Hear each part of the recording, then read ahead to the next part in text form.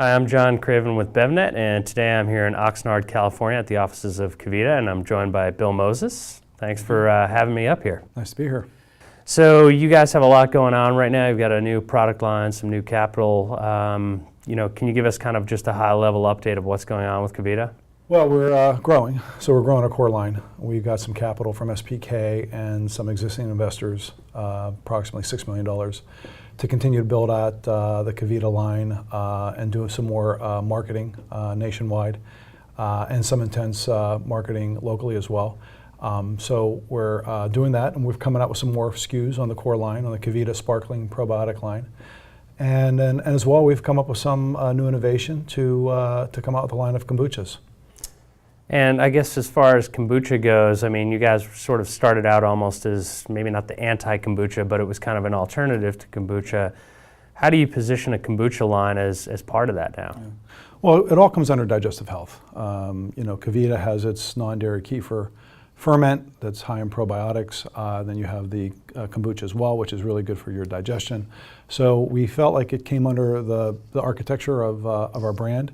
And it also is a different flavor profile. Our brand continues to grow, not only in adding new stores and banners, but also in our actual sales per point. So we're watching that on some level we don't want to kill the goose that's laying the golden egg, but at the same time, we see and we hear that people like a much more bigger mouthfeel, bolder flavor profile. That may not be as refreshing, but may be just as valuable to them during some day part usage. And so we decided to come out and with a kombucha, which is much bigger and bolder than Kevita.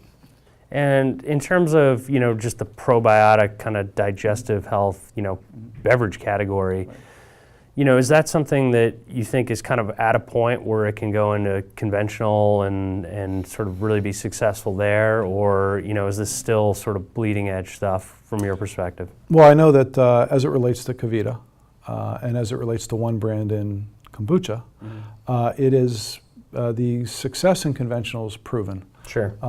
So certainly probiotics in a beverage or aqueous format, whether it be a Kevita with a culture with a probiotic or a GT with its kombucha heavy flavor profile, with the Safeways, with the Krogers, with the Ahols, with the, et cetera, et cetera. ACV has been achieved, velocity has been substantiated, and I think the data will show and has shown that probiotic offerings are in fact taking hold and growing and will be in conventional marketplace for some time to come.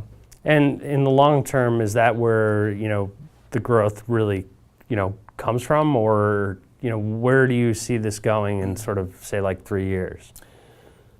Well, I mean, I could just, currently the landscape is showing that in natural channel, we're still growing at 60-70%, right, being there for 5 years. So sure. There hasn't been there's not a terminal point yet identified in the existing channel as it relates to our core line, the non-kombucha, more refreshing probiotic offering. As it relates to that same offering, we see it moving certainly beyond conventional into club. We're also just launched in other channels with a strategic partner up and down the street, college, university, food service. So we see it really becoming a ubiquitous offering, much like the fresh juice companies are. So everywhere you see an Odwalla, or a Naked or a Bolt House, I believe you're going to see Kevita and kombucha. And that up and down the street partner is PepsiCo, That's correct? right. We partnered with PepsiCo. We've got Naked that we get delivered on their trucks in the markets that they serve, and in New York City we get delivered through Tropicana. In up and down the street business, the Korean delis, the bodegas, the gas stations, some colleges, some universities, and it's an important channel for us, which is difficult to access in a refrigerated environment. There's not a lot of single market solutions, so partnering with PepsiCo has offered us a single point of distribution opportunity nationwide. So that's something that, if you didn't have PepsiCo, you're out there with hundreds of... You're out there with a lot of different smaller guys. Sure. And a lot of them it's an incomplete coverage. So it's a little bit more challenging. And I guess does having a large, strategic player kind of, helping fuel this growth, I mean, is that sort of like, I don't know, an endorsement on the sort of probiotic digestive space, or, how should one interpret that? Yeah, I think so. I think ultimately, for them to get behind a company like us, which is sort of a functional beverage 2.0, a lot of due diligence went into their process, and ultimately, for them to invest in taking us to market, they believe in the future of this particular category. And getting back to the kombucha a little bit, we were talking before about just sort of the state of the kombucha market and all the products that are out there. One of the things that I find pretty interesting about your product is the use of stevia, and it's sort of being, noticeably lower calorie profile. What was sort of the, decision process behind, kind of where to be on the calorie front? Our research has shown that people don't want to drink their calories. They want to eat their calories. So it was a significant brand attribute that we were low calorie and no sugar added. So as it related to Kevita, that was an important part of our offering. And I think that what we're seeing with our growth, that's clearly, I think, a key component to adoption and use, is the fact that it is low calorie. I guess, beyond that though, let's talk a little bit just about sort of it from the perspective of being a carbonated beverage too. I mean, I think there's a lot of stuff that you said there that also is kind of the reason that people have left, other carbonated drinks, soda and whatnot.